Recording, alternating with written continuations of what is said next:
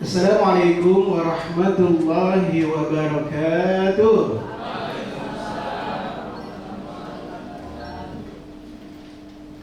Tadi biasanya MC kasih pantun. Lupa tadi kasih pantunnya ya. Boleh saya kasih pantun Bapak Ibu?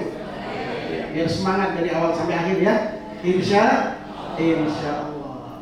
Daun salam, daun kecambah. Nah, cakep. Yang jawab salam rezekinya semakin tambah.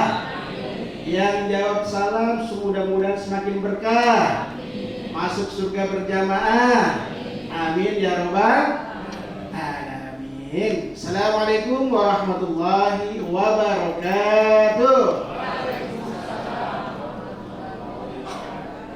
Kalau memang kita mau berjihad membela Islam pasti berani. Kalau memang menjawab salam kurang semangat, boleh saya ulang sekali lagi?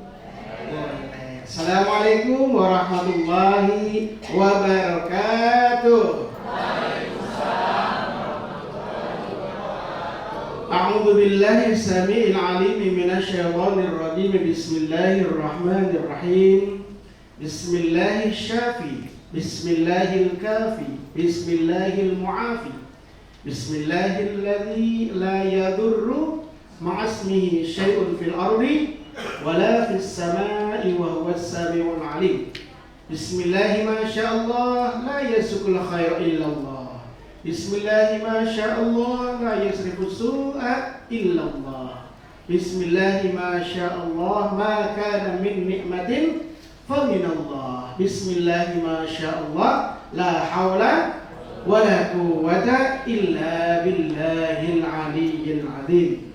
Bapak Ibu yang dirahmati Allah Subhanahu wa taala, para calon tetamu Allah, calon tetamu Rasulullah, Diyufur Rahman, Diyufur Rasulillah sallallahu alaihi wasallam, akhinal kiram, Ustaz Abdul Khalid yang kita hormati bersama, yang telah menyampaikan firman-firman Allah yang suci. Mudah-mudahan apa yang beliau bacakan dapat memberikan kepada kita, menghidupkan kembali hati kita, sehingga kita dengan Al-Quran menjadi lebih intim lagi. Amin ya rabbal alamin. Bapak Ibu yang dirahmati Allah Subhanahu wa taala, Bapak Ibu sudah siap manasik untuk saat ini?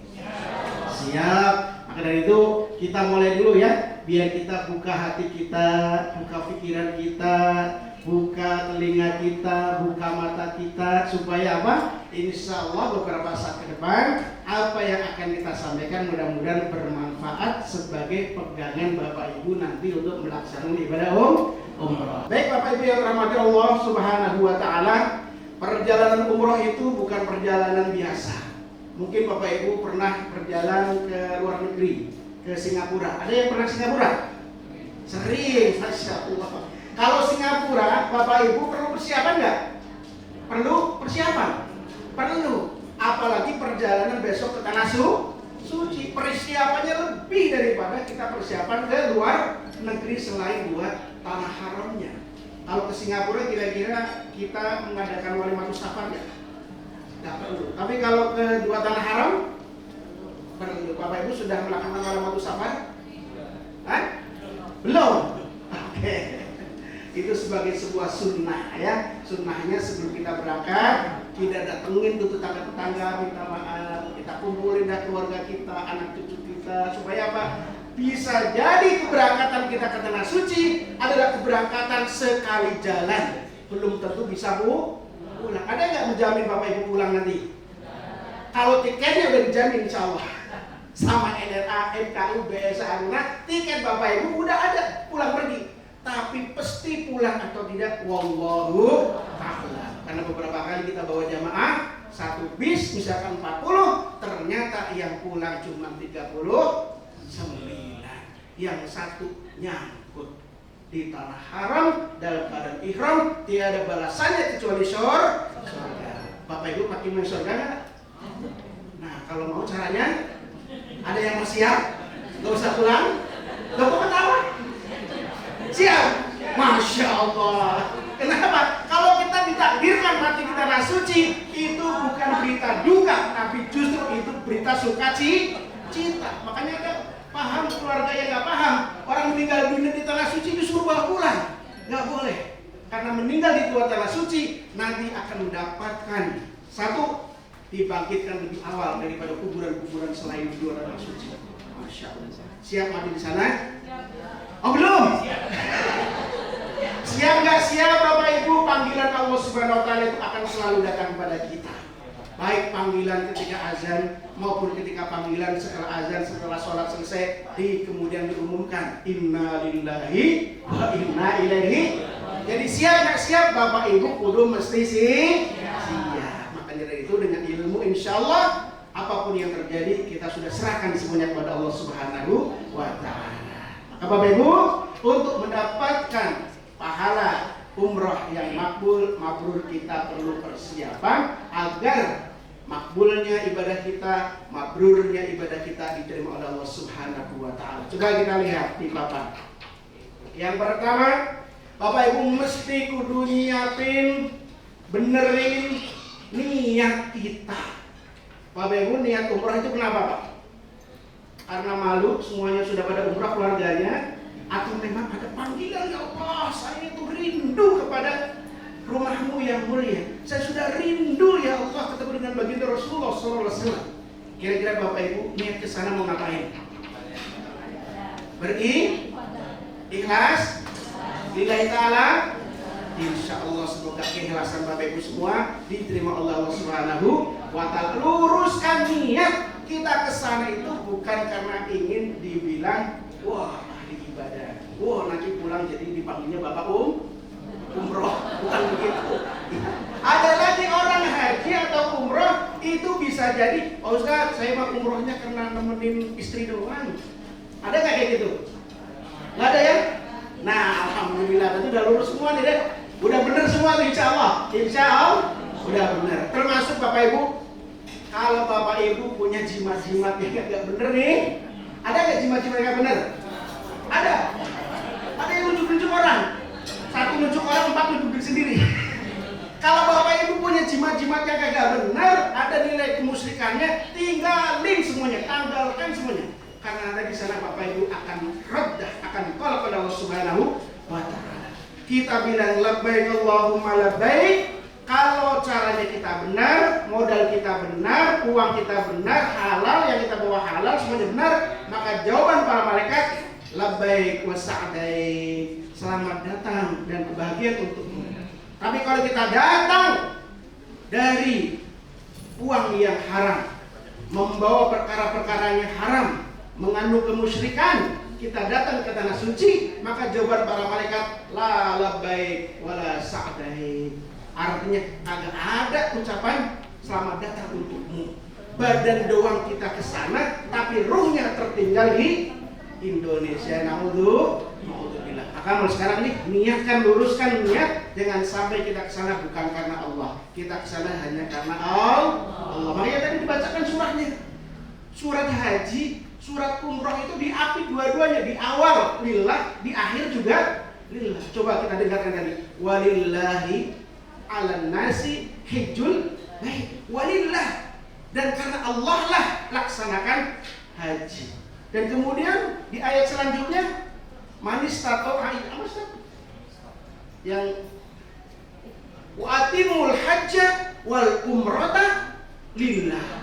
Dan sempurnakanlah haji dan umroh lillah, karena Allah.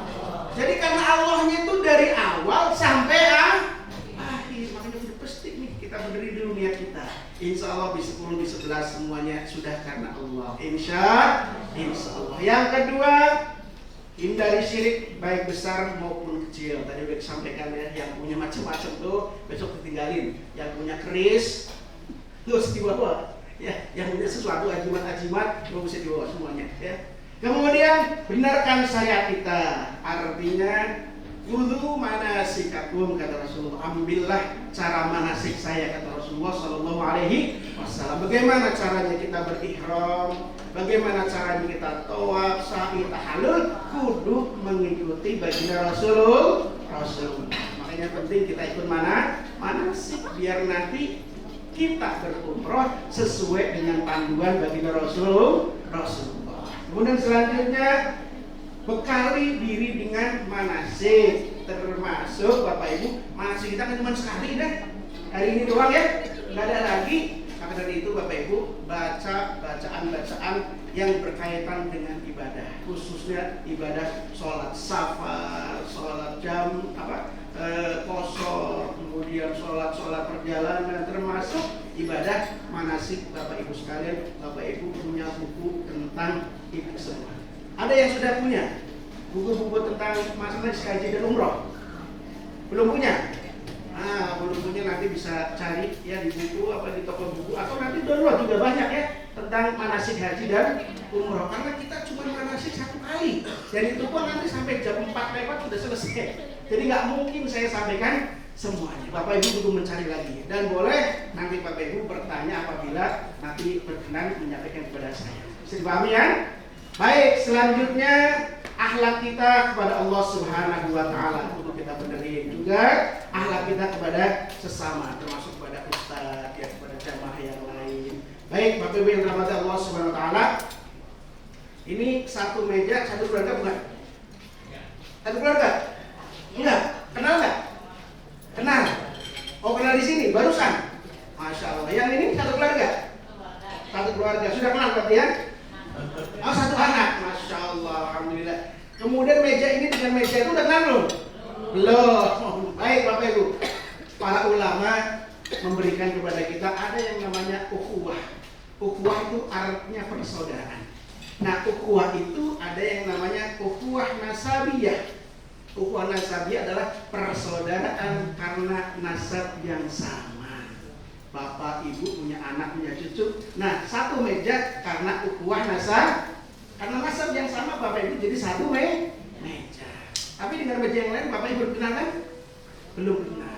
Maka para ulama memperkenalkan ukhuwah yang lain. Ada yang disebut dengan ukhuwah sababiyah. Apa Bapak Ibu? Ukhuwah sabab. Artinya Bapak Ibu apa? Ukhuwah sababiyah, kita bersaudara karena sebab yang sama. Karena Bapak Ibu daftar di NLA, kalau nggak di NLA ya di MKU, BSA atau Aruna, dan pas dapatnya tanggal 9 besok, maka walaupun bukan karena nasab yang sama, tapi sebab yang sama, sekarang Bapak Ibu telah menjadi bersaudara. Alhamdulillah. Coba Bapak Ibu kalau bersaudara begini, kira-kira apa yang dilakukan? Saling peduli, saling kasih, saling sayang, asah, asih, dan asuh. Kalau sama beliau begitu nggak? Tadinya belum, sekarang iya ya, semuanya nih ya. Kita satu bis nih, bis 10, bis 11, sekarang bersaudara, saling asah, saling asuh, dan saling asih, saling peduli di antara kita. Sehingga kalau ada yang butuh bantuan, yuk kita gercep untuk membantu dia. Kalau ada orang sepuh yang bingung naik lift nanti di hotelnya, mau turun dia pencetnya naik, mau naik dia pencetnya turun, gak nyampe-nyampe. Dia tahu, kita tahu mereka adalah guru kita, bantu dia. Bisa jadi karena membantu itulah Bapak Ibu menjadi pahala mabrurnya. Amin ya robbal. Kalau lagi ngantri di restoran, yang sepuh di belakang, nah kita yang masih muda-muda ngapain? Beneran Bapak mengalah. Beneran nih, kita hitung ya. Kalau yang lagi ngantri yang sepuh di belakang, kita yang masih muda-muda ngalah. Ibu silakan ke depan. Itu yang namanya saudara. Karena saudara maka kita saudara. Udara yang sama, kita kudu saling menjaga. Amin ya robbal alamin. Nah, Bapak biar terhormat Allah SWT. Sekarang selanjutnya, besok ini kita bis 10 dan bis 11 kita akan terbang menggunakan pesawat Garuda. Alhamdulillah. Jam berapa kita akan berangkat?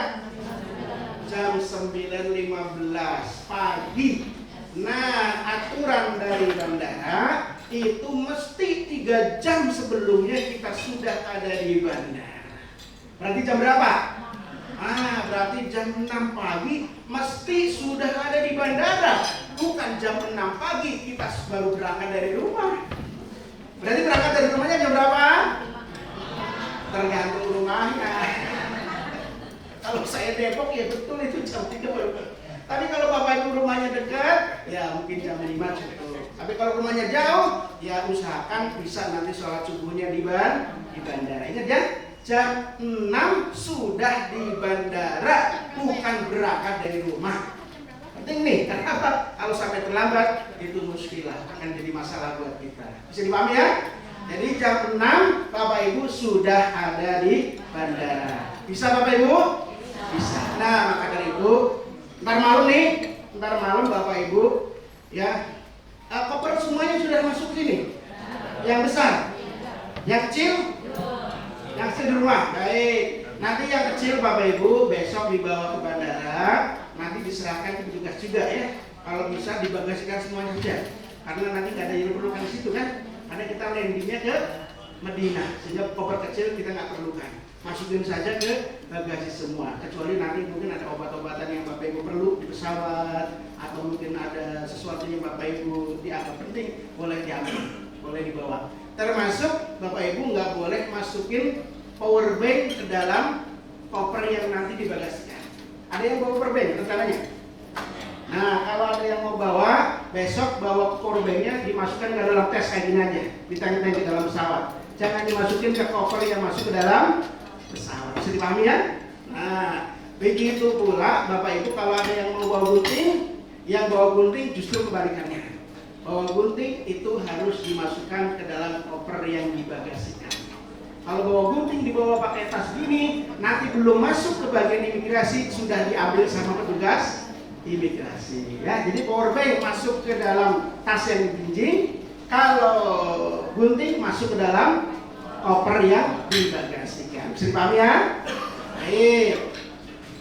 Selanjutnya Bapak Ibu yang dirahmati Allah Subhanahu wa taala, kemudian ini yang disebut dengan lembar jadwal kita ya. Di sini ada B10 dan B11. Juga di pin Bapak Ibu di Mentek ya. Itu ada yang nomornya 10 enggak? Ada nomor 10? Nomor 10 mana? Nomor 10. Ada yang nomor 11.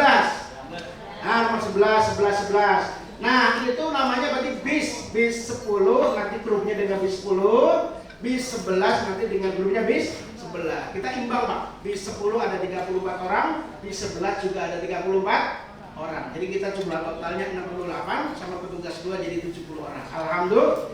Kemudian di bawah angka 11 itu ada angka lagi tuh, 01, 02, 03 sampai 34. Itu kira-kira apa namanya Bu? Artinya apa? Ah, betul. Itu namanya absen, nanti disesuaikan dengan ini ya, room list. Bapak Ibu semua di sini ada. Sehingga bisa jadi ada yang namanya Pak Arif Abdurrahman. Ternyata Pak Arif Abdurrahman ada 2. Satu di nomor 1, satu lagi di nomor 11. Ini Arif yang mana nih? Nah, nanti ketahuannya membedakannya di lingkaran kecil tadi. Nomor berapa di Pak Arif Abdurrahman? Misalkan seperti itu. Ya, jadi itu bukan nomor kursi bis ya. Bukan nomor kursi bis. Sebab nanti di Madinah, di Mekah, Bapak Ibu kita akan masuk sesuai dengan bis kita masing-masing. Bis 10 masuk ke bis 10, bis 11 masuk bis 11. Kemudian kemana nih duduknya nih? Nah, itu nomor itu bukan patokan. Siapa yang cepat, dia bisa memilih di tempat yang paling Bapak Ibu minati. Tapi pesan saya, di belakang supir tempat naik pintu itu kalau bisa dikosongin. Untuk siapa? Untuk kami petugas ketika memberikan pengarahan-pengarahan biar lebih jelas. Sebab pernah Bapak Ibu ada jamaah agak mau jadi depan diisi semua, dan kitanya di belakang. Dia kalau mau ngasih duduk, berdiri lagi ke depan ke belakang. Masya Allah. Tapi ya itu innal hamda, segalanya disyukuri. Tapi kalau itu merepotkan, kasihan nggak Ustaznya? Kasihan ya. Nah, besok 2 kursi di belakang supir kalau bisa dikosongin. Biar apa? Biar nanti kita menyampaikannya lebih mudah. Insya Allah. Baik Bapak Ibu yang dirahmati Allah Subhanahu wa taala. Nah, besok kita akan hadir di Bandara 3 ya, Bandara Suta Terminal 3 Internasional Keberangkatan. Kumpulnya di mana? Kumpulnya di depan restoran sate khas Senayan. Di depannya, bukan di dalam. Di dalamnya boleh nggak? Boleh saja, tapi mustahil boleh dibawa. Enggak juga nggak apa-apa ya. Jadi berdirinya di depannya supaya apa? Nanti ada petugas NRA di sana akan membagikan satu dokumen perjalanan Bapak Ibu semua ya, paspornya, visanya, boarding passnya dan semuanya berkaitan yang dokumen perjalanan akan dibagi di depan restoran Sate Senayan. Jam 6 sudah di sana. Koper kecil dimasukkan juga ke dalam bagasi. Kemudian kita terbang jam 9 lewat 15 menit kalau tidak ada perubahan. Insya Allah kita landing di Madinah kurang lebih jam 15.30, jam setengah 4. Kemudian kita keluar dari pesawat, nanti kita bareng-bareng. Jangan sampai ada yang tertinggal. Kalau Bapak Ibu di depan semua, nanti saya pastikan di belakang tidak ada yang tertinggal. Kalau saya di depan, pastikan di belakang juga tidak ada yang tercecer. Sehingga nanti perlu kesabaran di antara kita, kerjasama di antara kita. Ya, nanti kalau sudah kumpul semua, kita baru ngantri di imigrasi. Siapkan semua dokumennya. Kemudian setelah dari imigrasi, kita keluar, turun di konveyor untuk mengambil koper-koper kita. Nah, di Madinah itu terkadang kita boleh ngambil koper kecil, terkadang nggak boleh. Nah, besok kita lihat keadaannya. Kalau kemarin nggak boleh, seminggu yang lalu saya baru pulang dari sana, itu nggak boleh. Jadi seluruh jamaah selesai dari imigrasi turun, suruh keluar, roh, kagak boleh. Yang ada yang ngantri di konveyor, semuanya suruh keluar. Kalau begitu gimana Pak Ustaz? Nggak usah khawatir. Nanti koper Bapak Ibu akan dihandle oleh porter di Madinah, kemudian dibawa sampai ke bis masing-masing, nanti ketemunya di hotel. Alhamdulillah. Tapi kalau besok ada yang boleh kita ngantri di situ, ya nanti boleh, silakan Bapak Ibu ambil koper kecilnya saja. Koper besarnya biarkan nanti porter yang ngurus. Bisa dipahami ya? Jadi nanti lihat situasi dan kondisi. Baik, kemudian karena kita nyampe di sana kurang lebih jam setengah 4, kita urus imigrasi konveyor kurang lebih sekitar 1 jam setengah. Insya Allah sebelum maghrib kita sudah sampai di hotel kita. Karena jarak antara hotel dan bandara Madinah kurang lebih hanya makan waktu antara 20 menit sampai 25 menit. Dekat, alhamdulillah. Bapak Ibu di mana hotelnya di Madinah? Movenpick itu Bapak Ibu, itu hotel yang paling dekat dengan Masjid Nabawi. Ibu keluar dari lift, langkah langsung masuk ke pelataran Masjid Nabawi. Alhamdulillah. Sementara Bapak Ibu, jamaah yang lain itu di belakang jauh-jauh, tapi mereka semangat tidak pernah ketinggalan sholat jamaah. Kalau kita besok masih juga tidak sholat jamaah di Masjid Nabawi, alangkah malunya kita di hadapan Allah Subhanahu wa Ta'ala. Karena Bapak Ibu udah deketin, karena Ibu Bapak udah ketahuan sama Allah. Ini orang-orangnya kayaknya kalau jauh susah nih, dideketin aja tuh. Makanya Ibu belinya yang pakai deket. Alhamdulillah. Sudah deket, ternyata ketika azan Bapak Ibu masih sibuk di dalam kamar. Nah, besok mau beli gitu ya. Besok sebelum azan Bapak Ibu sudah ada di Masjid Nabawi. Maka dari itu Rasulullah pernah menyampaikan, nanti Bapak Ibu ada 3 kelompok manusia ya, yang datang dengan 3 wajahnya. Satu wajahnya menyerupai bintang bintang. Ditanya apa amalannya? Amalannya adalah ketika suara azan terdengar, saya langsung bunyi. Hebat nggak tuh? Ada azan langsung. Ternyata datang lagi kelompok kedua, wajahnya seperti rembulan, lebih indah lagi. Apa amalannya? Sebelum datang azan, saya sudah punya. Lebih hebat nggak tuh? Lebih hebat. Ternyata datang kelompok ketiga, wajahnya seperti matahari. Ditanya amalannya apa? Sebelum azan, saya sudah di masjid. Jadi kalau jamnya waktunya misalkan kita kan besok hari Sabtu berangkatnya, hari Ahad kita sudah di Madinah. Bisa jadi hari Ahad itu keluar tasrehnya. Ibu-ibunya pagi misalkan, ibu-ibu nggak boleh ada yang izin kecuali memang uzur, misalkan haid segala macam. Tapi kalau tidak ikut. Kalau enggak, Pak Ustadz saya besoknya aja, nggak bisa, karena besok nggak ada tasreh ulang, tasreh kedua nggak ada. Yang bapak juga tidak. Bisa dipahami ya? Nah, untuk informasi-informasi penting, Nanti akan kita sampaikan, kita share di dalam grup WA grup. Sudah ada nggak WA grupnya? Sudah. Baik, nanti nama saya dimasukkan di situ, biar nanti informasi penting bisa kita share di sana. Dan keluarga yang belum, nanti di-add saja, dimasukkan di dalam WA grup semua. Ada di depan, cuma kita nggak lihat. Ada jenazah di depan, ikuti sholat jenazah. Kenapa tadi? Besarnya gunung Uhud pahala. Udah gitu di Madinah kalau sholat dilipat gandakan berapa? 1000 kalinya. Sekali sholat jenazah seperti kita sholat 1000 kali jenazah di Mampang, di Bekasi. Mau nggak kita sholat 1000 kali? Bisa nggak 1000 kali kita sholat jenazah? Nyari orang mati susah di sini. Nah di sana 1 kali sholat sama dengan 1000 kalinya, masya Allah, alhamdulillah. Maka jangan sampai kita lewatkan. Kemudian sholat sunnah ihram. Kapan dilaksanakannya? Sholat sunnah ihram dilaksanakannya nanti di sana ketika sebelum kita check out dari hotel, kita sholat duhur dan sholat asar bersama Imam Masjid Nabawi. Sebelum sholat duhur, Bapak Ibu sholat sunnah ihram 2 rakaat. Kira-kira Bapak Ibu nanti ingat nggak kira-kira?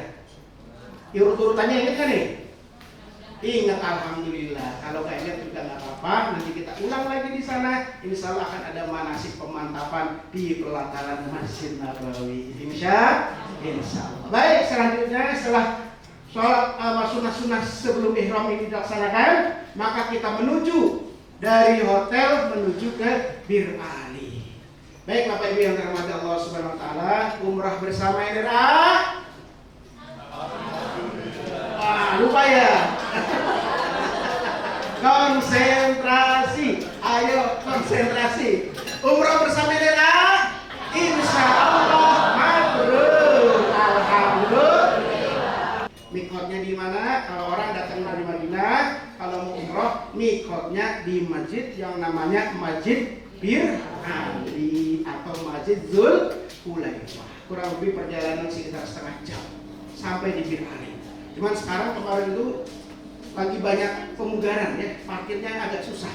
Tapi mudah-mudahan besok kita minta sama Allah, ya Allah mudah-mudahan parkirnya dimudahkan, didekatkan dengan masjid Bir Ali. Nanti Bapak Ibu turun di sana, masuk ke dalam masjid untuk apa? Untuk sholat tahiyatul masjid saja. Karena sholat ihramnya sudah di Masjid Nabawi tadi ya, sholat sunat tahiyatul masjid 2 rakaat, langsung balik lagi ke bis. Sebelum berangkat kita akan mengambil niat di situ sebagai rukun umroh yang pertama. Umroh itu ada rukun-rukunnya. Ada berapa rukun umroh Bapak Ibu? 2 rukun umroh. Apa saja? Yang pertama adalah niat di mikot. Yang kedua tawaf. Yang ketiga sa'i. Yang keempat tahallul. Yang kelima tertib urut-urutan. Kagak boleh ngasal. Ya, kemudian jangan sampai udah nyampe Mekah, udah sampai Mekah, lihat di Ka'bah tawaf banyak banget, di sa'i kosong. Ustaz, kita sa'i aja dulu dah. Sah nggak kira-kira? Kagak sah karena itu tidak urutan, tidak tertib. Maka dari itu, ketika sudah membicarakan atau melafazkan niat untuk mengambil mikot dengan mengucapkan niat Bismillahirrahmanirrahim. Ikutin. Bismillahirrahmanirrahim. Labbaik Allahumma umratan. Nawaitul umrata wa ahramtu biha lillahi ta'ala. Bapak Ibu kalau sudah niat itu di atas bis di depan di sekitar Masjid Dzul Hulaifah, maka rukun umroh Bapak Ibu sudah jadi yang pertama. Maka itu seolah Bapak Ibu sedang menandatangani kontrak. Gak boleh dibatalkan kecuali Bapak Ibu keduluan sama malaikat Isra. Gak boleh sudah niat sampai Mekah, kemudian Ustaz saya capek pegel nggak ikut umroh, nggak ikut tawaf, nggak bisa. Harus tawaf. Baik, setelah rukun umroh yang pertama ngambil niat, maka Bapak Ibu yang tadinya sunnah sekarang menjadi ihram. Artinya apa? Terlarang. Yang tadinya disuruh sekarang dilarang. Apa yang tengahnya? Tuh. Tadi sebelum ihram sunnah motong buku. Setelah ihram kagak boleh motong buku. Maka yang punya kebiasaan nih, kan ada yang kebiasaan gini ya, gigit-gigit. Nah, sampaikan saudaranya, temennya. Kalau ada yang kebiasaan begitu, kalau sudah ihram, terus lagi ihram, bilangin. Karena kalau sudah melakukan itu, kukunya tercabut, kukunya terpotong, bapak kena dam. Bisa dipahami ya? Baik, nggak boleh potong kuku, nggak boleh mencabut rambut wudhu. Yang tadinya sunnah sekarang jadi ihram, terlarang. Termasuk bapak ibu ya, nggak boleh nih garuk-garuk kayak gini. Cabut, kena bapak ibu. Karena apa? Dalam keadaan ini ihram. Bapak ibu gatel hidungnya misalkan, kemudian ngapain? Walaupun mungkin nggak sengaja nyabut, tapi mobil. Nah begitu mobil ada yang yang ikut itu bapak ibu jadi kena. Maka udah hati ya, karena dalam keadaan itu semuanya ya nyisir nggak boleh. Kalau dalam keadaan ihram, kenapa? Karena nyisir itu berpotensi rontok. Tapi kalau tidak berpotensi rontok, misalkan gini, wudhu nih, bapak ibu wudhu, kan nggak berpotensi rontok. Tapi memang jatahnya rambut itu kita memang punya penyakit rontok, itu nggak apa-apa. Atau ibu-ibu ketika nanti untuk wudhu kan buka jilbab bisa kan di dalam kamar mandi, buka jilbab itu kadang ada yang terbawa, tapi kan itu tidak sengaja, itu nggak apa-apa. Yang kemudian menjadi fidya itu bapak ibu korek-korek, gatel-gatel sengaja, nah itu perbuatan yang mengundang rontok, itu baru terkena darah. Kalau tidak berarti nggak apa-apa. Paham ya? Baik, lanjut. Memotong rambut nggak boleh, bulu nggak boleh, ya. Kemudian memakai wangi-wangian. Ibu yang terhormat Allah Subhanahu wa taala, kita lanjutkan ya. Jadi kalau sudah terucap kalimat labbaik Allahumma umratan sebagai niat kita rukun umrah yang pertama, maka seluruh larangan-larangan ini bapak ibu kudu mesti dijaga. Ya, nggak boleh potong kuku, nggak boleh rambut dicabut, dipotong, nggak boleh. Memakai wangi-wangian. Nah, tadi sudah sampai situ ya. Apa itu wangi-wangian? Ya kalau di kamar mandi udah jelas ya, ada sampo, ada sabun, ada conditioner, apalagi itu. Kalau ibu lebih banyak lagi peralatan wangi-wangiannya ya. Misalkan tadi termasuk berhias untuk ibu-ibu.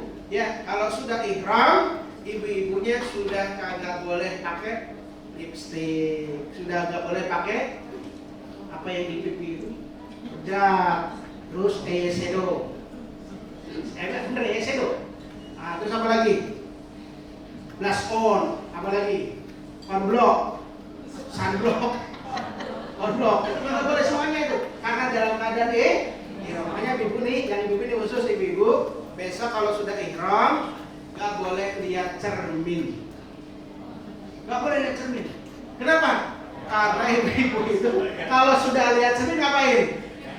Nah, gatel pegang lipstick, make up dan sebagainya. Kenapa? Lihat cerminnya nggak apa-apa. Cuman biasanya kalau ibu kalau sudah lihat cermin sudah pasti berdandan.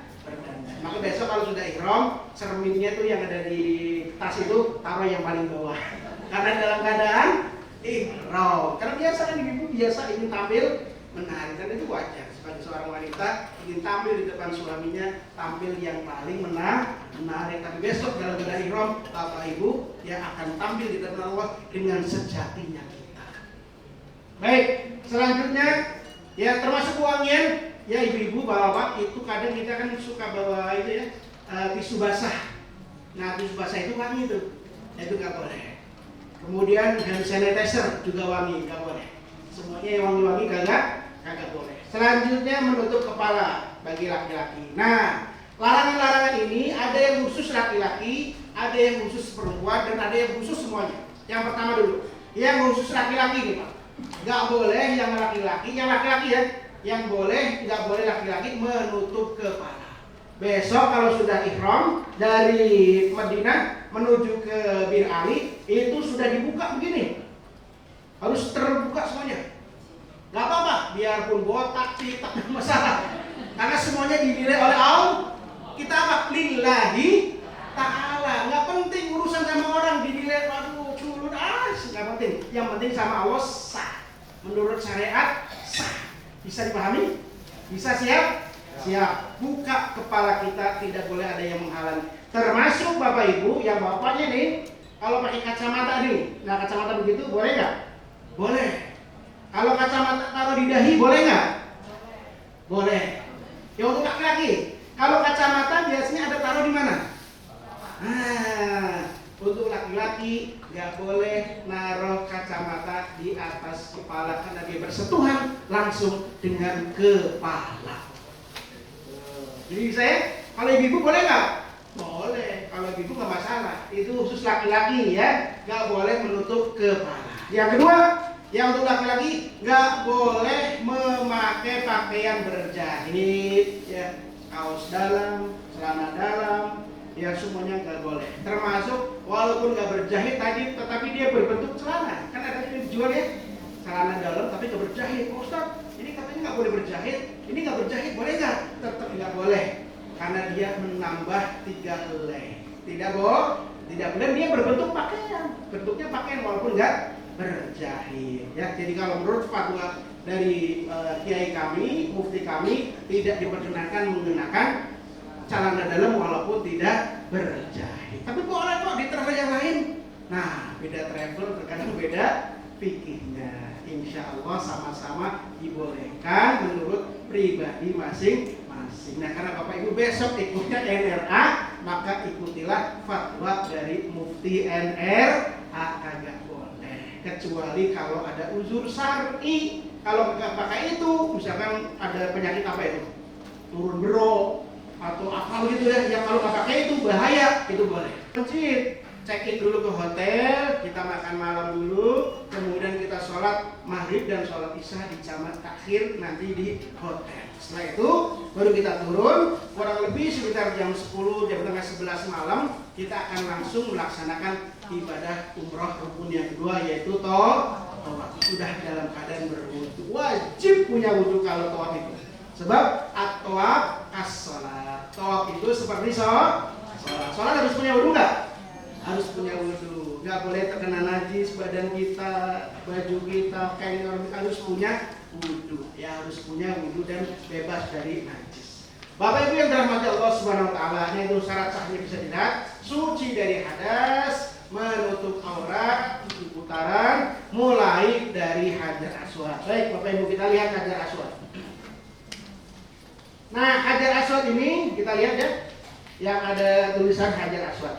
Nah, kita akan memulai putaran 7 kali itu dimulai dari Hajar Aswad. Ibaratnya begini, kalau di situ itu Ka'bah, nih segi 4 ini bahu Pak Ustadz seperti ini sudah harus sejajar dengan Ka'bah atau menghadap Ka'bah untuk memulai putaran yang pertama. Gak boleh membelakangi Ka'bah seperti ini. Kalau membelakangi Ka'bah berarti tawafnya batal. Harus di sisi sebelah kiri kita. Nah, ketika sudah di Hajar Aswad dalam keadaan punya wudu, kita akan memulai putaran yang pertama dengan membaca istilam. Istilam itu apa? Membaca Bismillahirrahmanirrahim sambil dikecut. Ketika sudah sampai di rukun Hajar Aswad, di sebelah sana rukun Hajar Aswad, di sebelah kanan nanti ada tanda lampu warna hijau. Kita akan bilang Bismillahirrahmanirrahim. Coba bareng-bareng. Bismillahirrahmanirrahim. Kecut. Bismillahirrahmanirrahim. Kecut. 3 kali. Bismillahirrahmanirrahim. Kecut menghadap ke arah Ka'bah, bukan ke lampu hijau. Karena banyak Bismillahirrahmanirrahim dari sana. Jika apa yang terjadi membelakangi Ka'bah, bukan ke Hajar Aswad. Banyak terjadi, kenapa? Nggak ikut manasik. Jadi kita ngadepnya ke Ka'bah, ke Hajar Aswad. Bismillahirrahmanirrahim, kecut 3 kali. 3 kali. Sebagai ganti, kita kan sunnahnya ngecup tuh. Kalau ngecup nggak bisa, usap. Kalau usap nggak bisa, pakai tongkat. Karena kita jauh dan banyak orang pakai istilah dari jauh. Bismillahirrahmanirrahim, kecup sebagai gantinya kita mengucup Hajar Aswad. Tapi kecupnya biasa saja. Bismillahirrahmanirrahim. Bukan Bismillahirrahmanirrahim. Lebay ya. Jadi biasa saja. Kemudian putaran 1 kita baca Subhanallah, walhamdulillah, wala ilaha illallah, wallahu akbar. Nanti Bapak Ibu akan dipinjamkan headset. Nanti Pak Ustadznya akan memimpin doa, Bapak Ibu ikutin doa dari Pak Ustadz. Karena semuanya dengar, dari awal sampai akhir akan dengar ucapan Pak Ustadz. Tapi hati-hati, di sana itu lagi penuh. Apalagi banyak orang Pakistan, orang Irak, orang Turki yang gede-gede Pak. Dan kadang jalannya mereka nggak mau ngalah dengan kita. Nah, kadang Pak Ustadznya lagi Bismillahirrahmanirrahim, Subhanallah, Subhanallah. Pak Ustadznya kemudian bilang aduh, Bapak Ibu bilang aduh, ternyata Pak Ustadznya keinjek sama orang tinggi besar yang diikuti ya. Nanti begitu sampai di Rukun Yamani menuju ke Hajar Aswad, nah kita baca doa Rabbana atina fid dunya hasanah wa fil akhirati hasanah wa qina adzab. Nah, kita ke Rukun Yamani kita istilah lagi bismillah ya Allahu akbar tanpa dikecup. Kemudian Rabbana atina fid dunya hasanah sampai di Hajar Aswad kita mulai lagi bismillah ya Allahu akbar. Bismillah ya Allahu akbar. Ini seperti yang pertama. Dan ingat yang paling belakang jangan duluan tuh. Jadi ngikutin Pak Ustadz sudah agak ke depan, yang di belakang baru lurus, nah baru ngikutin Bismillahirrahmanirrahim. Bisa dipahami ya? Nah, karena sholat itu seperti tawaf itu seperti sholat, kagak boleh batal. Terus Pak Ustadz kalau batal gimana? Kalau batal bukan biasa, harus diteruskan, kemudian sebelumnya harus ambil wudhu dulu.